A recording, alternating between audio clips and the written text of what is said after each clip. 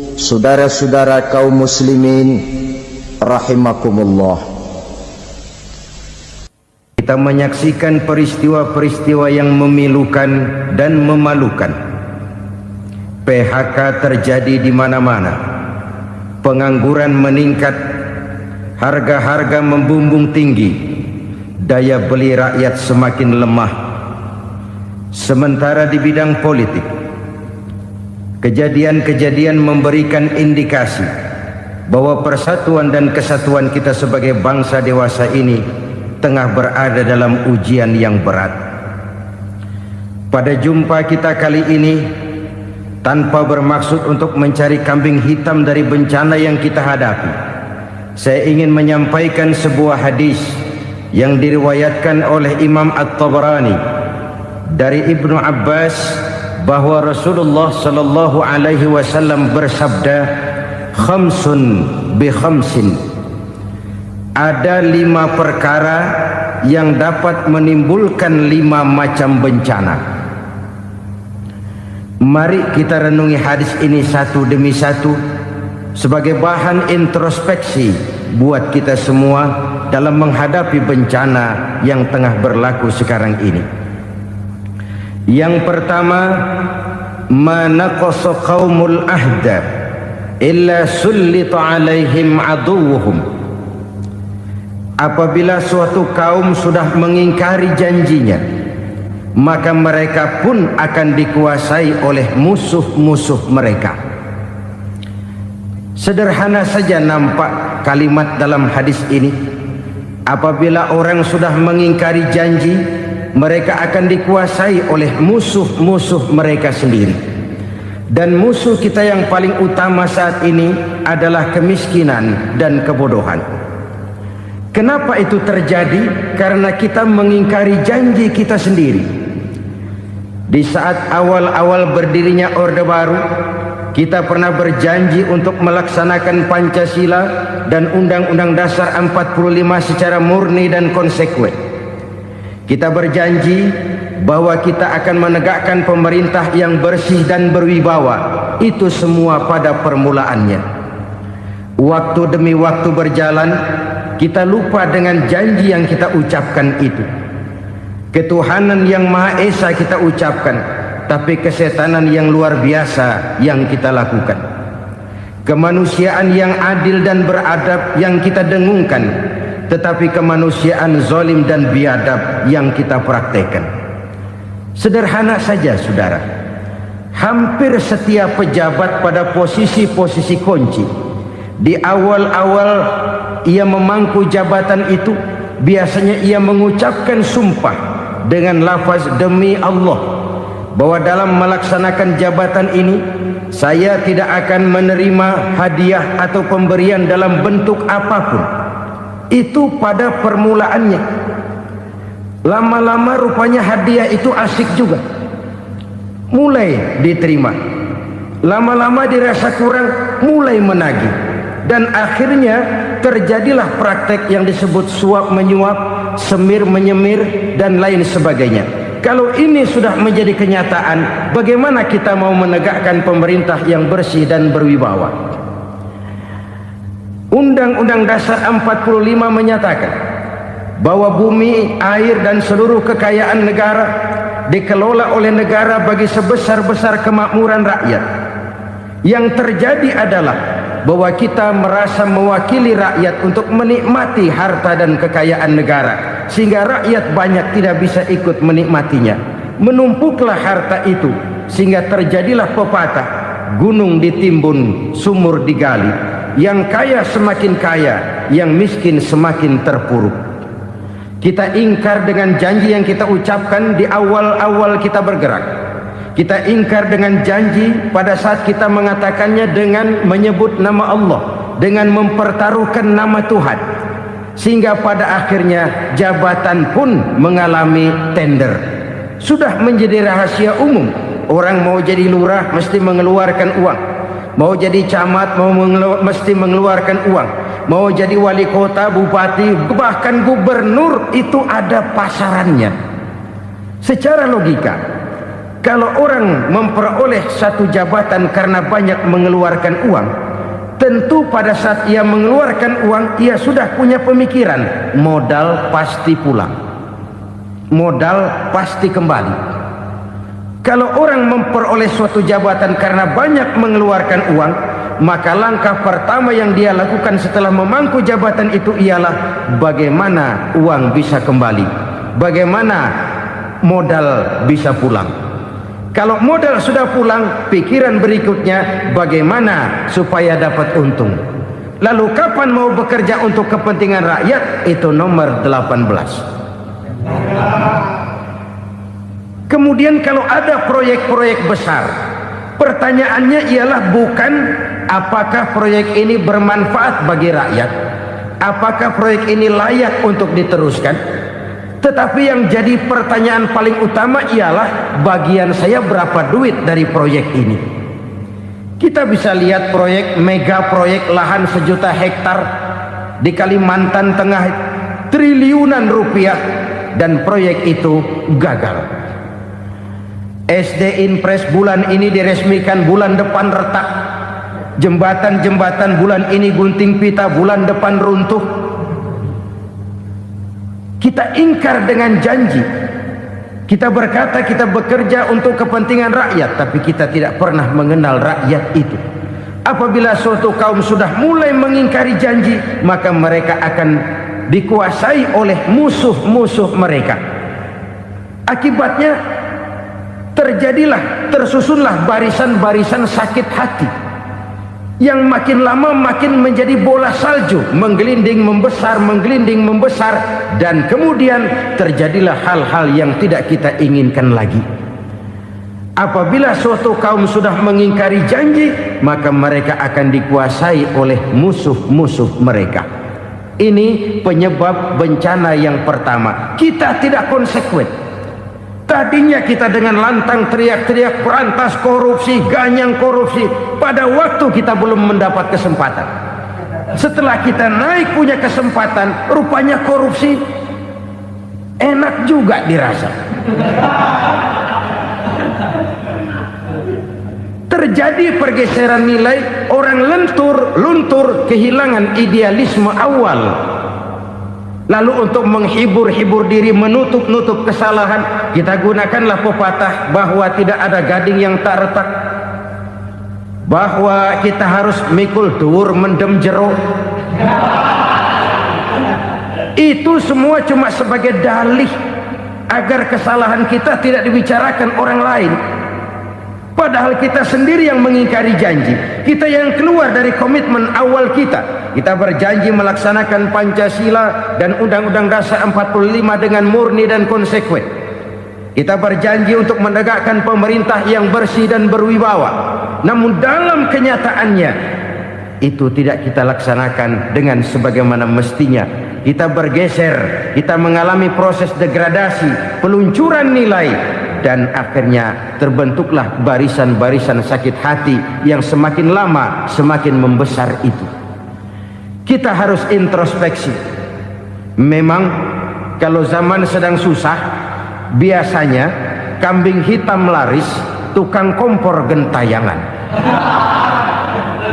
Itu dari dulu selalu mencari kambing hitam. Karena itu kita tidak bicara orang, kita tidak bicara siapa yang salah, kita bicara sistem, dan sistem itu bisa mengena siapa saja. Kalau orang sudah mulai mengingkari janji, bergeser dari komitmen awal, itu sudah mulai ia mengalami proses peluncuran, proses degradasi. Ini penyebab yang pertama. Kita tidak lagi konsekuen bahwa bumi, air, sumber daya alam adalah milik negara, dikuasai oleh negara, digunakan bagi sebesar-besar kemakmuran rakyat. Ternyata rakyat yang makmur itu tidak merupakan gambaran yang menyeluruh dari rakyat kita. Undang-undang dasar kita menganut ekonomi kekeluargaan, tapi yang kita praktekkan adalah ekonomi keluarga. Kalau bukan keluarga nggak dapat proyek. Kalau bukan keluarga nggak dapat macam-macam. kekeluargaan kita rubah menjadi keluarga, timbullah penyakit nepotisme. Kita bergeser, kita ingkari janji, dan kita anggap kita atasnamakan rakyat. Rakyat cuma sekedar jadi address, rakyat cuma sekedar jadi alamat, tetapi kehidupan mereka tidak banyak berubah dan tidak banyak terangkat. Kaum muslimin rahimakumullah, ini penyakit yang pertama, penyebab bencana yang pertama. Yang kedua kata Nabi, wa ma hakamu bighairi ma anzalallah, apabila hukum yang diterapkan sudah tidak lagi bersumber dari hukum Allah, illa fasya fihimul faqru, maka akan bertebaranlah kemiskinan di mana-mana. Ini artinya apa? Apabila hukum tinggal sebuah stempel, apabila hukum sudah diatur menurut kepentingan, apabila hukum sudah tidak lagi ditegakkan secara adil, maka kemiskinan merambah di mana-mana. Hukum diatur menurut selera orang yang sedang berkuasa, maka yang benar bisa jadi salah, yang salah bisa jadi benar. Hukum dalam kenyataan hidup berlaku seperti pisau. Pisau itu kan saudara lihat, yang namanya pisau dimanapun itu tajamnya ke bawah, ke atas tumpul. Kalau hukum itu, kalau untuk rakyat, hukum itu tajam bukan main, cepat sekali dilaksanakan. Tapi giliran menengah ke atas, yang gedean dikit berbuat salah, hukum tumpul. Hukum pura-pura tidak dengar, akibatnya terluka rasa keadilan rakyat. Satu kasus rakyat diam, dua kasus rakyat diam, tiga kasus rakyat diam, kasus terakumulasi di hati rakyat, luka rasa keadilan, dan itu menjadi sumber bencana.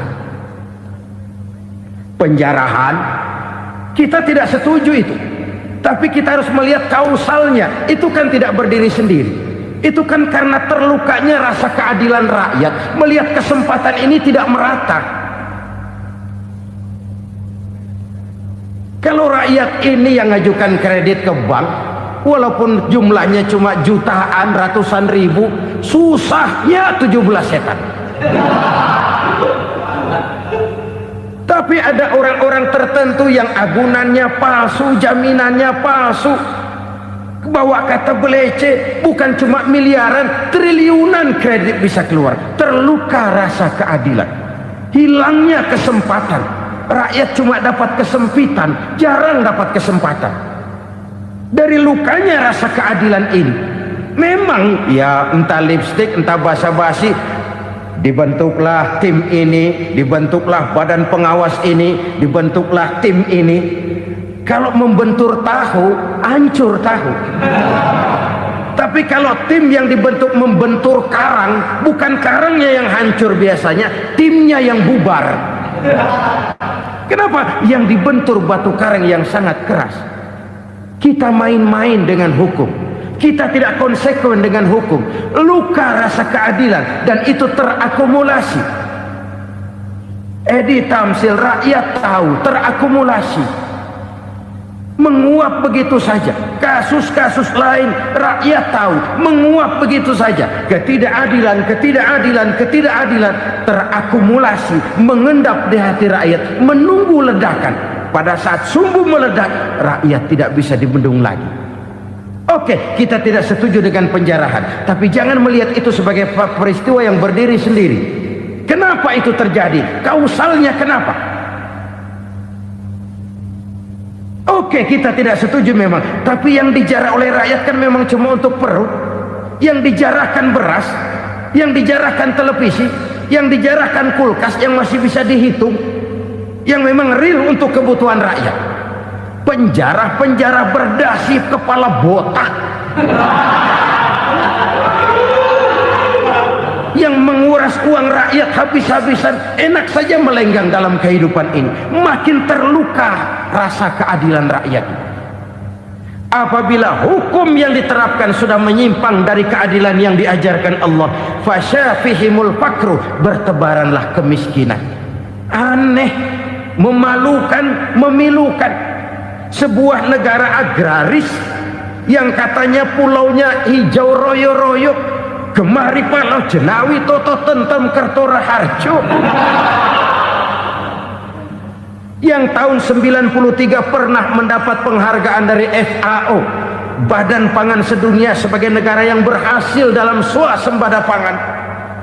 Sekarang ini kita terpaksa betul beli beras dari Vietnam, beli beras ke Kamboja, beli kedelai dari Kamboja. Kenapa? Lahan sawah kita habis ditanami pabrik. Teknologi kita, teknologi loncatan yang non-applied, tidak terpakai oleh kita. Lantas lahan yang tidak bisa kita tanami, kita paksakan lahan-lahan gambut menjadi tanah pertanian yang subur dengan biaya triliunan, dan kita gagal. Kita cari jarum dan kapak hilang. Kita mau jadi negara industri dengan loncatan teknologi yang maju, kita lupakan pola pijak kita sebagai negara agraris, dan akhirnya kita kecolongan. Lihatlah dewasa ini, rakyat kita antri sembako di mana-mana. Di sebuah negara agraris, ketidakadilan melahirkan kemiskinan, kemiskinan moral dan kemiskinan material. Kemiskinan moral, rakyat nggak percaya lagi sama pejabat. Rakyat mengalami krisis figur. Orang alah lu ngomong dah sama ember.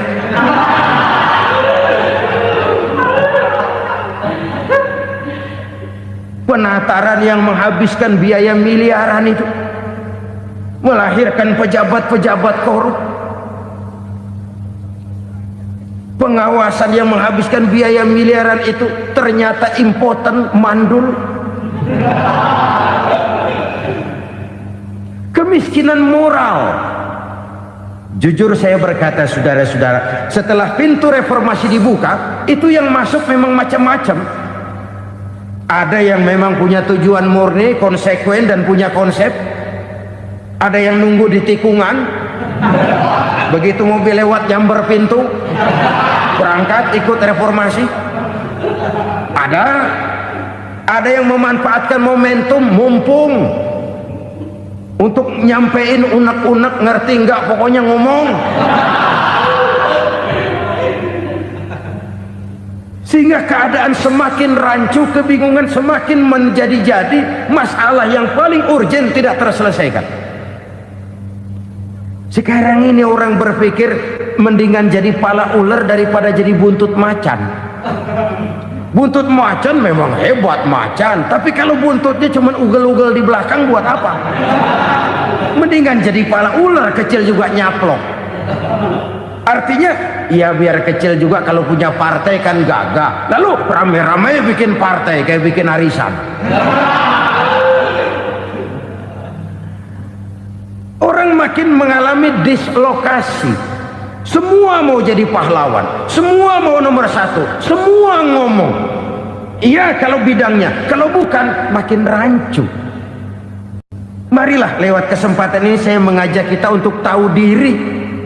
Biarkan politisi ngomong politik, biarkan ekonom menata ekonomi, biarkan praktisi bicara soal hukum, biarkan rakyat munajat, istighfar, mohon pertolongan Allah. Tahu diri kita. Kalau memang ayam, kukuruyuk aja dah. Kalau memang kucing, ayo ngeong. Kalau kambing, silahkan ngembe. Udah tahu ayam, ngeong bunyinya. Suaranya palas, orang nggak ngerti, bingung, makin menjadi-jadi. Ibarat kesebelasan sepak bola bangsa kita sekarang ini, rame-rame mau bikin gol, kiper ikut nyerang sekarang. Memilukan dan bahkan memalukan. Wa ma hakamu bighairi ma anzalallah illa fasha fihimul fakru. Kalau hukum yang diterapkan sudah menyimpang dari keadilan yang diajarkan Allah, bertebaranlah kemiskinan di mana-mana. Coba sekarang ini, yang punya duit bingung, apalagi yang kagak punya duit. Yang pengusaha gede ngeluh, apalagi yang pengusaha pas-pasan. Yang kagak punya beras, yang punya beras saja masih bingung, apalagi yang nggak punya beras. Ini sudah demikian merata. Dulu kita kagum mendengar konglomerat kelas buadah, kelas-kelas yang seakan-akan cuma ada dalam khayalan mereka, punya kekayaan miliaran dolar, triliunan. Sudahlah, seolah-olah nggak terjangkau sama kita. Weh, ternyata yang gede-gede itu juga gede utangnya.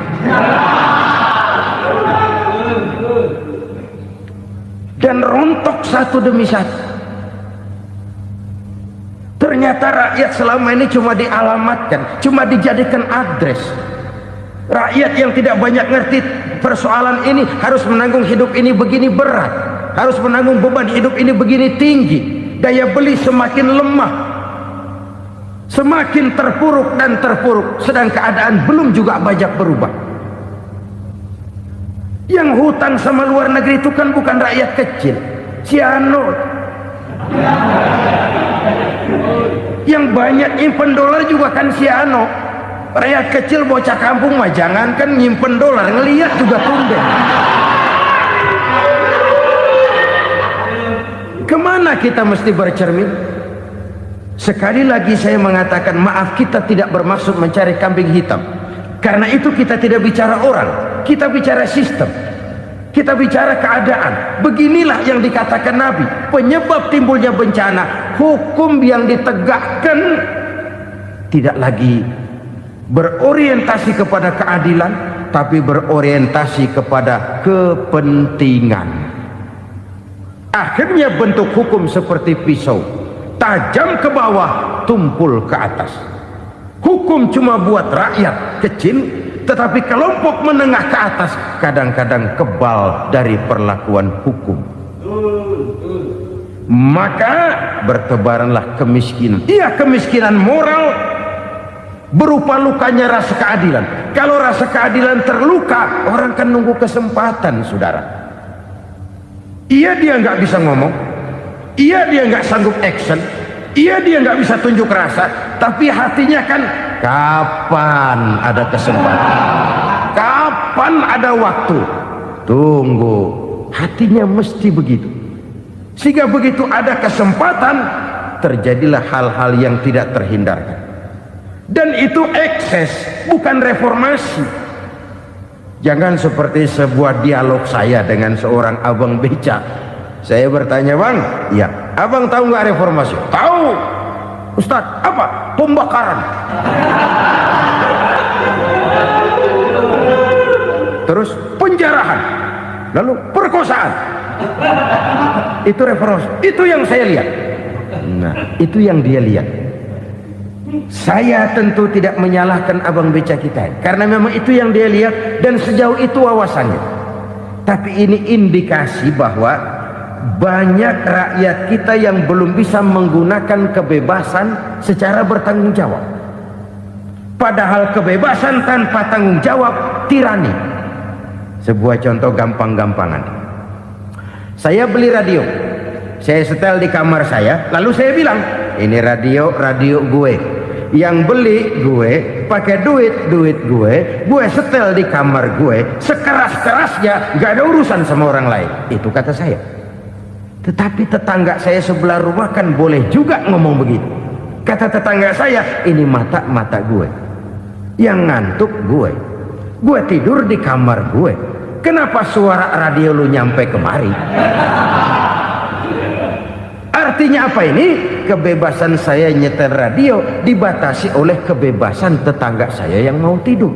Tidak ada kebebasan mutlak. Kebebasan mutlak tanpa tanggung jawab kembali akan melahirkan tirani, kembali akan melahirkan pemaksaan kehendak. Dan itu lagi-lagi bukan demokrasi. Saudara-saudara kaum muslimin rahimakumullah. Ini penyakit yang kedua, lukanya rasa keadilan, terutama di kalangan rakyat kecil. Itu mengendap menjadi akumulasi dan menunggu giliran kapan bisa dimuntahkan. Dengan kata lain, rakyatnya udah banyak banget makan yang perutnya jadi enak, nyelam. Kapan nunggu muntahnya? Udah begini banyak akumulasi yang mereka pendam di perut ini, sehingga ketika terjadi kesempatan itu sudah tidak terkendalikan lagi, kita out of control. Saya tidak mentolerir sikap-sikap kekerasan, bahkan saya lebih cenderung bahwa kalau di rumah kita banyak tikusnya saja racuni, jangan rumah dibakar. Bahwa ada korupsi, ya, ada kolusi, memang ada nepotisme, tentu. Tetapi tikusnya saja racuni, jangan rumah dibakar. Masa mau ngusir tikus bakar rumah? Tikusnya lari, tikusnya selamat, rumahnya ewes-ewes.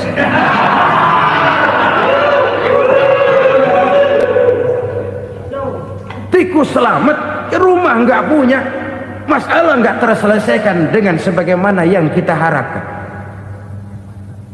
Kita sepakat ini negara hukum, dan di hadapan hukum semua manusia itu sama. Itu prinsip yang diajarkan Allah. Al-musawat bainan nas fi takalifil ahkam. Semua manusia sama dalam berhadapan dekat dengan hukum Allah Subhanahu wa taala. Kalau hukum sudah pandang bulu, itu jelas yang enak yang banyak bulunya. Siapa yang banyak bulunya? Monyet. Kalau hukum pandang bulu, monyet keenakan. Saudara-saudara kaum muslimin rahimakumullah, introspeksi. Mari kita bercermin bagaimana perjalanan hukum selama ini. Kalau introspeksi ini kita temukan, lalu ada upaya untuk memperbaiki diri.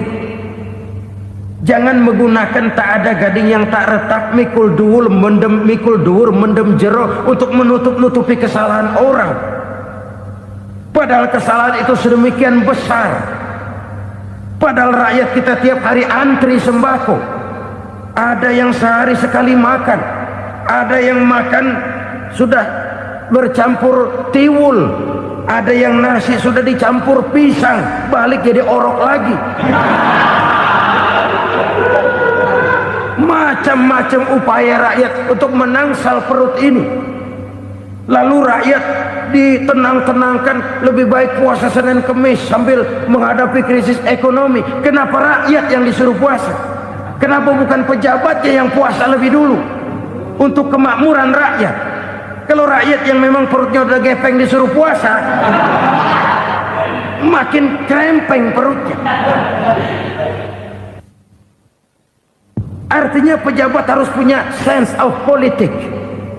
Ya, tidak, puasa itu kan tidak cuma Senin Kemis saja. Puasa itu puasa perasaan, puasa menghargai perasaan yang sedang kondisi yang sedang dihadapi oleh rakyat.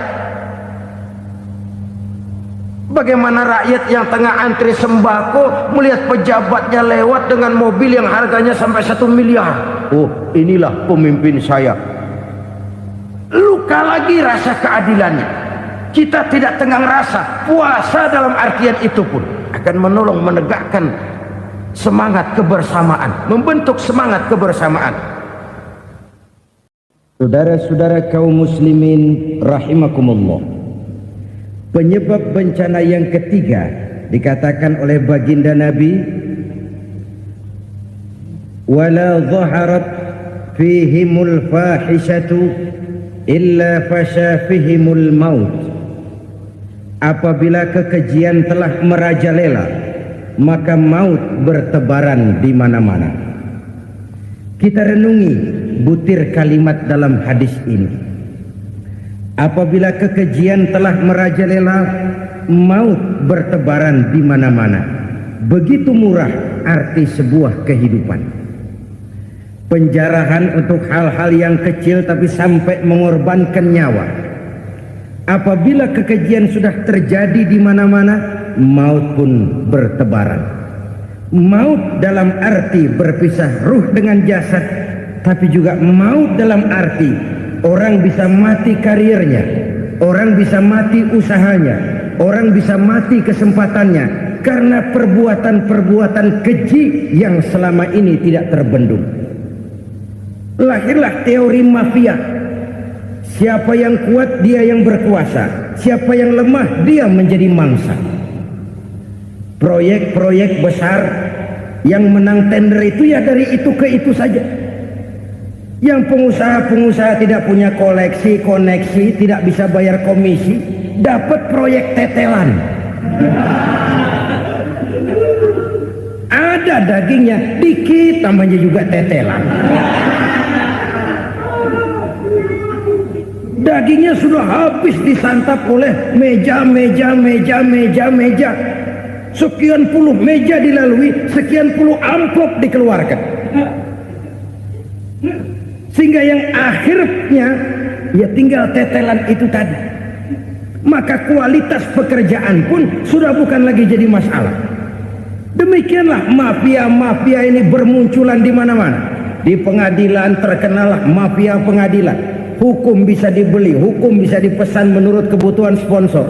Mafia peradilan, mafia politik, mafia ekonomi, bahkan mafia agama yang menggunakan agama sebagai kedok, menggunakan agama sebagai dalih, menggunakan agama sebagai topeng untuk melancarkan maksud-maksud politiknya pun tidak tertutup kemungkinan. Apabila kekejian telah merajalela, maut bertebaran di mana-mana. Korupsi, kolusi, nepotisme itu bagian dari kekejian. Kita selama ini kalau mendengar maksiat, itu yang terbayang cuma judi, mabuk, zina. Iya, itu maksiat. Tapi korupsi, kolusi, nepotisme itu juga maksiat dalam bentuk lain. Kalau ini sudah bertebaran, maka maut terjadi di mana-mana. Jangan bayangkan cuma mati orangnya, itu sih kewajiban. Yang menyakitkan itu orangnya masih hidup tapi dibikin mati, karirnya mati. Kenapa? Karena yang diperlukan bukan cuma orang pinter tapi orang taat. Biar pinter, kalau nggak taat minggir. Biar bodoh, kalau taat bisa nyenangin atasan, bisa nyemur. Kumaha juragan wae ayo nama. Itu yang kadang-kadang dapat penghargaan. Tidak ada prestasi kerja kecuali bikin senang orang di atas. Kita lihat di desa-desa jalan rusak. Kalau ada berita pejabat anak mau turun, jalan rata sekali. Sampai tanah dari mana aja dikeruk buat ngeratain tuh jalan. Pejabat pulang legok lagi jalanan. Katanya kita kerja buat rakyat, nyatanya kita cuma melayani atas. Kenapa? Terjadi lingkaran setan. Seperti kata lagu Dul Sumbang itu. Mahasiswa takut sama dosen, dosen takut sama dekan, dekan takut sama rektor, rektor takut sama menteri, menteri takut sama presiden, presiden takut sama mahasiswa. Lah muter balik lagi, lingkaran setan, lingkaran setan. Saudara-saudara kaum muslimin rahimakumullah, kekejian yang merajalela, praktek-praktek mafia yang tertuang dalam kehidupan sehari-hari menyebabkan orang mati karirnya, jasad masih hidup, karir mati, itu menyakitkan. Mati bisnisnya. Rakyat kecil pernah senang ketika cengkeh booming, harganya bagus, rakyat banyak yang pergi haji. Lalu mau ditata, lahir tata niaga cengkeh, malah amburadul. Harga cengkeh jatuh, petani cengkeh kecil menjerit. Siapa yang untung? Segelintir orang.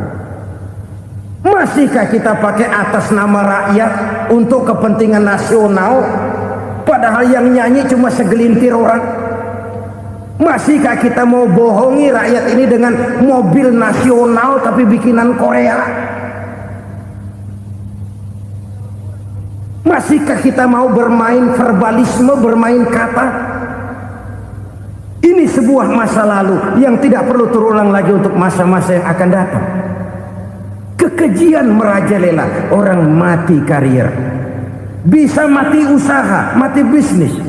Usahanya maju, dirangkul, hancur. Usahanya maju, dipukul, hancur, tenggelam. Bahkan yang memilukan dan memalukan badan-badan usaha milik negara itu dikebiri sedemikian rupa sehingga tidak menghasilkan hal-hal yang bermanfaat buat negara. Saudara-saudara kaum muslimin rahimakumullah, kalau nafsu yang sudah mengatur itu semua, maka kekejian pun merajalela.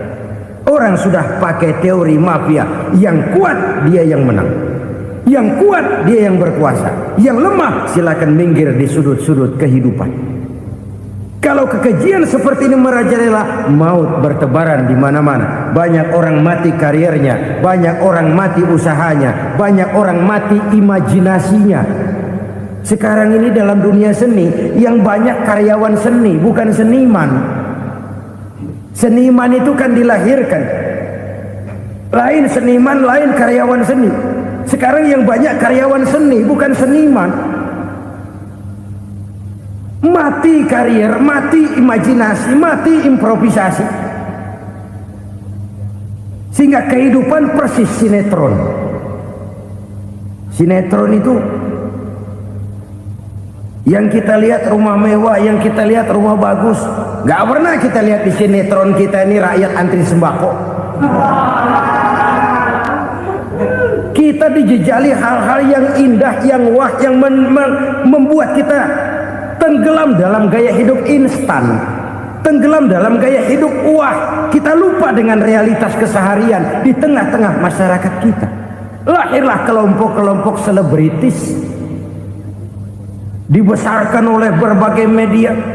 Selebritis pilek aja masuk koran, pilek.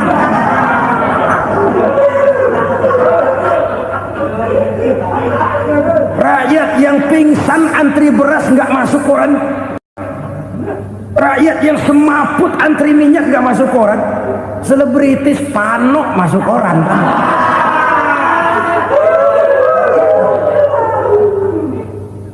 Kita besarkan hal-hal kecil, kita kecilkan hal-hal besar. Karena apa? Kita mengejar oplah, kita profit oriented, tidak lagi berorientasi kepada realitas hidup yang kita hadapi ini. Kalau kekejian sudah merajalela, kata Nabi, maka maut bertebaran di mana-mana. Maut dalam artian maut, coba lihat sekarang begitu murah nyawa. Karena 1000 perak orang mau nusuk bunuh. Karena beras seliter orang khilaf. Begitu murah kehidupan. Tapi kekejian dalam bentuk korupsi, kolusi, nepotisme, kekejian dalam bentuk itu mematikan karier, mematikan bisnis, mematikan imajinasi, mematikan kreativitas. Itu juga maut dalam bentuk lain akibat kekejaman lain. Ini penyebab yang ketiga.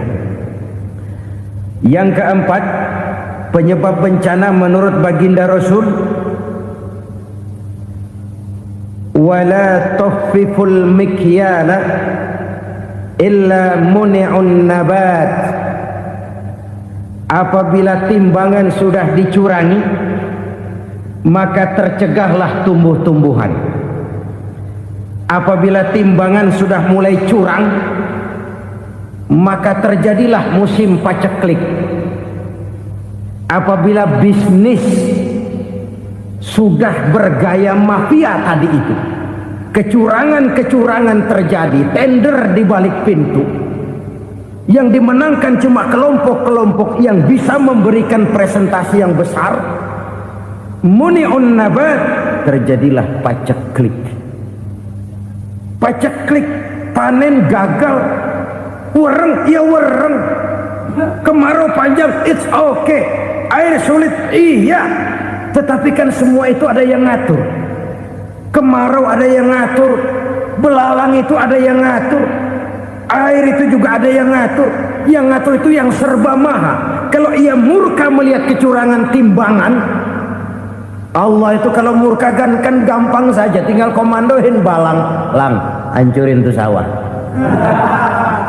konvoy belalang. Konvoy. Allah tinggal ngutik angin El Nino. Mampir lo ke Indonesia.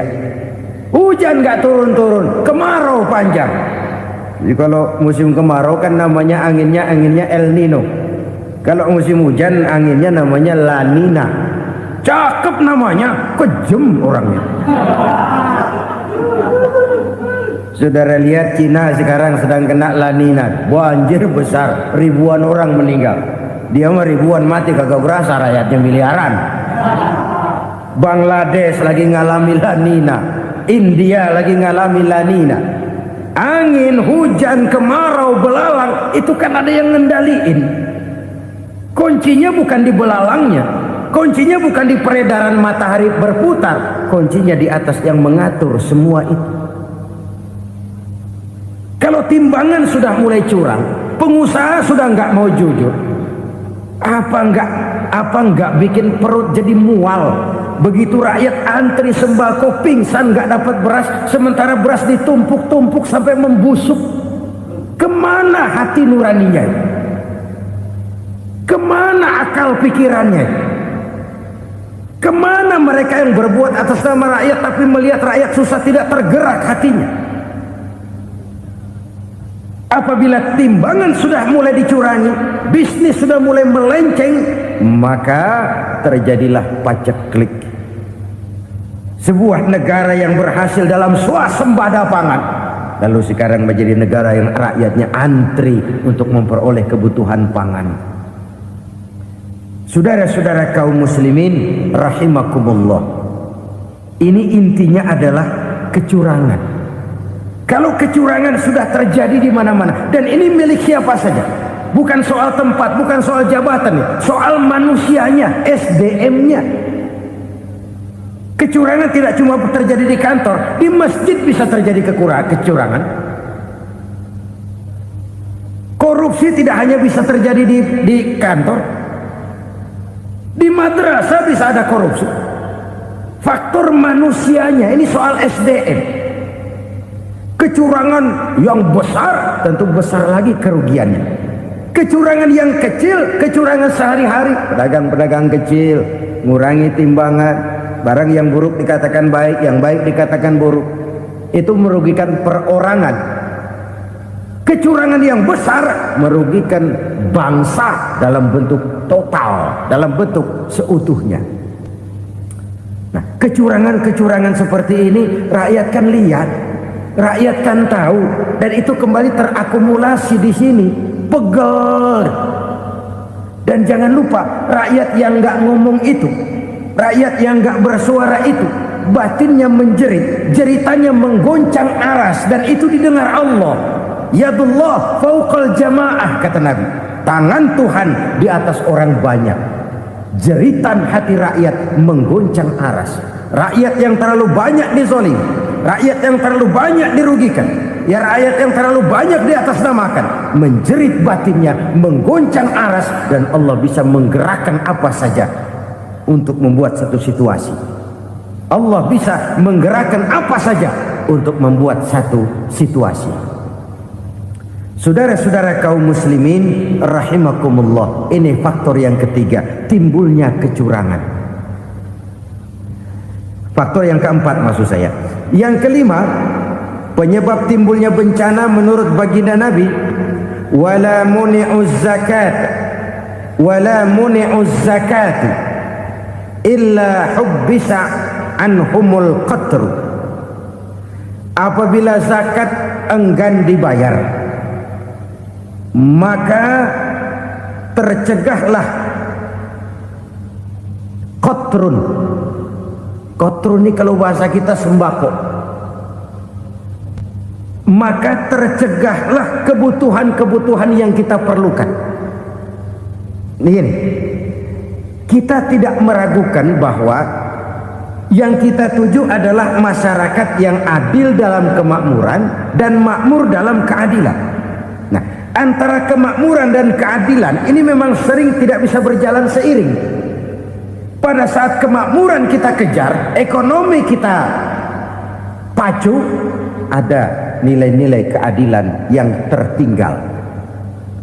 Pada saat nilai keadilan kita tegakkan benar-benar, ada unsur-unsur kemakmuran yang terabaikan.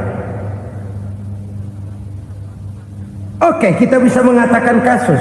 Oke, kita bisa mengatakan itu sebagian kecil. Tapi kalau sebagian kecil, lama-lama kan jadi sebagian besar. Oke, kita mengejar kemakmuran. Pertanyaannya, kemakmuran untuk siapa? Oke, kita berikan kelompok tertentu kue yang besar dengan harapan nanti dia bagiin kuenya kepada yang kecil-kecil. Tapi kenyataan, mereka yang dapat kue besar akhirnya malah lupa diri dan lupa daratan. Mau makin besar, malah memeras yang kecil-kecil ini. Sekarang kan yang kecil modali yang besar. Ramai-ramai buka bank, ternyata kamuflase. Uang banknya untuk kredit perusahaannya sendiri. Nasabahnya rakyat kecil. Artinya apa? Rakyat kecil disuruh modalin orang yang udah gede. Ini kan sumber geledek urusan.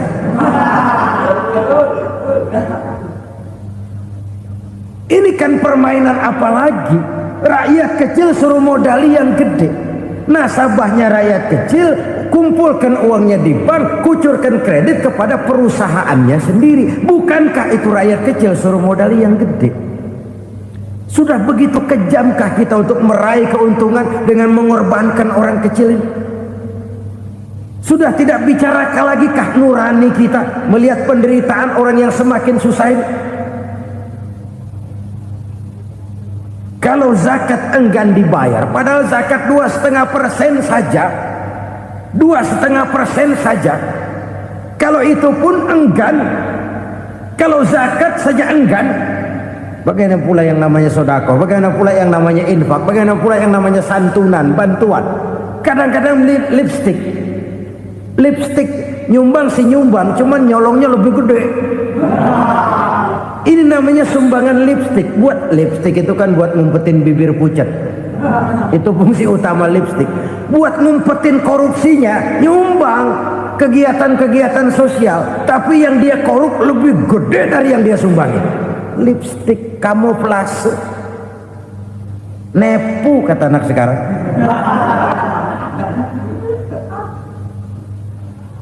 Saudara-saudara kaum muslimin rahimakumullah, demikian berat kewajiban zakat ini sampai di zaman Sayyidina Abu Bakar pernah keluar komando perangi orang yang enggan membayar zakat. Perangi, karena fungsi zakat adalah menjembatani antara si kaya dengan si miskin. Bahwa ada kemiskinan itu Qur'ani. Allah menyatakan, aku melebihkan rezeki sebagian kamu dari yang lain. Ini kan kesenjangan. Allah melebihkan rezeki sebagian kamu dari yang lain.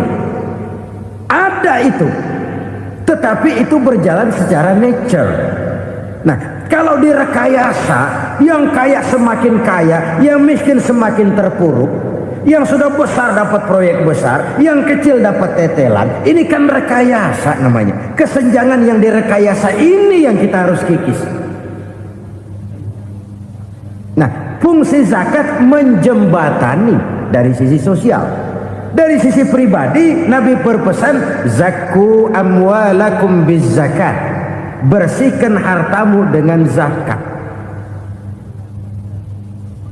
Sekarang ada istilah nyuci uang hasil korupsi itu bisa dicuci, dijadikan uang bersih, bukan pakai rinso, bukan,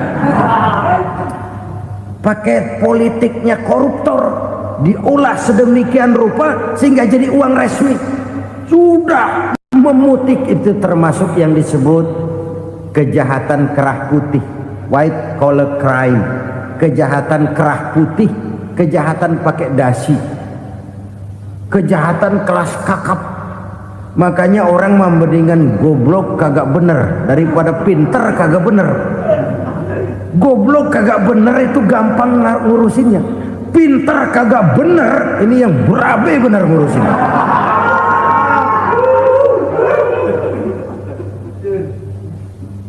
Kita bukan cuma perlu orang pinter kok di zaman sekarang, kita perlu orang-orang bener. yang punya komitmen, yang sesuai kata dan perbuatan, yang bisa merasakan apa yang dirasakan oleh rakyat, yang punya sense of politik yang tinggi, yang peka, yang penuh keterbukaan, yang punya wawasan dan pandangan jauh ke depan. Dari sisi pribadi, zakat itu membersihkan harta kita. Ya, dia tercampur dengan yang subhat, dia bahkan mungkin tercampur dengan sedikit-sedikit yang haram. Itu zakku amwalakum bizakat. Bersihkan hartamu dengan zakat itu. Pada sisi sosial ia menjembatani, pada sisi pribadi ia membersihkan harta kita. Karena itu kalau kita minta berdoa, minta rezeki, syarat rezeki itu halalan thayyiban wasi'an. Nggak pernah kurang dari 3 itu. Halal, bagus, banyak.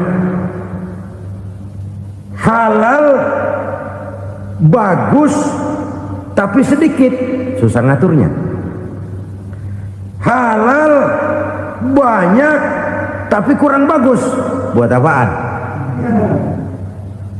Bagus, banyak, tapi haram, enggak ada artinya. Sebab kata Imamul Ghazali, kalau kau terlalu suka memakan makanan yang haram, dikunyah masuk ke dalam perut besar, digiling oleh perut besar, menghasilkan energi, menggerakkan sel-sel pembuluh saraf, kau juga akan cenderung berpikir yang haram. Kalau sudah cenderung berpikir yang haram, perbuatan pun akan mengarah kepada perbuatan-perbuatan yang haram. Dulu waktu kelompok Jimbaran 200 konglomerat Indonesia kumpul, dihimbau supaya sekian persen kasih pengusaha-pengusaha lemah. Itu kan cuma sekedar belas kasihan, tidak banyak menolong keadaan. Dan bukan itu yang diperlukan pengusaha-pengusaha kecil. Yang diperlukan adalah berikan kami kesempatan seperti mereka dapat kesempatan. Berikan kami peluang seperti mereka juga dikasih peluang. Kalau cuma dikasih 100 juta, 200 juta hari ini, usaha kami nggak ada prospeknya, peluang kagak ada, kan sama juga bohong. Diceburin ke kali, disuruh berenang, tangan diikat, mendingan mampusin, ketahuan. Ayo berenang, berlomba, tangan diikat, kaki diikat, sama saja nyuruh mati. Jadi jangan kasih ikannya, kasih kailnya.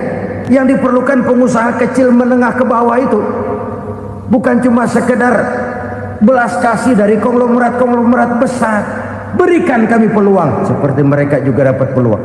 Berikan kami kesempatan seperti mereka dapat kesempatan. Berikan kami kredit dengan kemudahan seperti mereka juga kalau minta kredit begitu mudahnya. Menciptakan peluang dan kesempatan, pemerataan. Bukan menciptakan manusia Indonesia dengan standar ekonomi yang sama. Semua rumahnya harus sama, semua punya mobil. Itu sih kebersamaan bebek. Bebek, coba lihat bebek, satu ngalor semua, satu ngidul semua. Kebersamaan bukan itu. Kebersamaan adalah menciptakan peluang. Kalau yang kaya bisa semakin kaya, kenapa yang miskin tidak bisa ikut naik jadi sedikit kaya? Kalau pengusaha yang sudah kuat bisa bertambah menjadi kuat dengan proyek mega proyek, kenapa yang menengah tidak bisa ikut menjadi kuat? Dan kenapa kekejian itu merajalela? Kita dengar lewat berita-berita PLN tekor, PLN utang. Kenapa? Dia beli listrik dari swasta yang belinya lebih mahal daripada penjualannya. Artinya dia beli itu listrik dari perusahaan listrik swasta, dia jual kepada rakyat lagi. Harga jualnya lebih murah daripada dia beli kepada swasta. Kenapa? Ada tekanan lagi tuh. Biasa siklus lagi. Hukum Boyle. Atas neken, paling bawah gepeng. Ya kita nih rakyat kecil, emang nasibnya gepeng terus. Saudara-saudara kaum muslimin rahimakumullah. Dari 5 penyebab bencana ini kita ambil kesimpulan untuk sebuah renungan dan introspeksi kita bersama. Pertama, mengingkari janji. Padahal janji itu yang lebih tinggi nilainya adalah di hadapan Allah Subhanahu wa taala. Baik wakil-wakil rakyat di parlemen maupun pemimpin-pemimpin rakyat di dalam kabinet, apabila memangku suatu jabatan, selalu mereka mengawali dengan sumpah, dan sumpah itu dimulai dengan demi Allah. Sadarkah kita pada saat itu kita ucapkan bahwa kita sudah mempertaruhkan Allah untuk jabatan yang kita pegang? Kita sudah mempertaruhkan nama Allah untuk posisi yang dipercayakan kepada kita. Sadarkah kita bahwa menyia-nyiakan itu satu dosa yang sangat besar, yang tidak hanya kepada Allah tetapi juga kepada rakyat yang kita wakili, kepada rakyat yang kita pimpin? Cukuplah sudah rakyat dijadikan adres, umat dijadikan alamat sebagai numpang.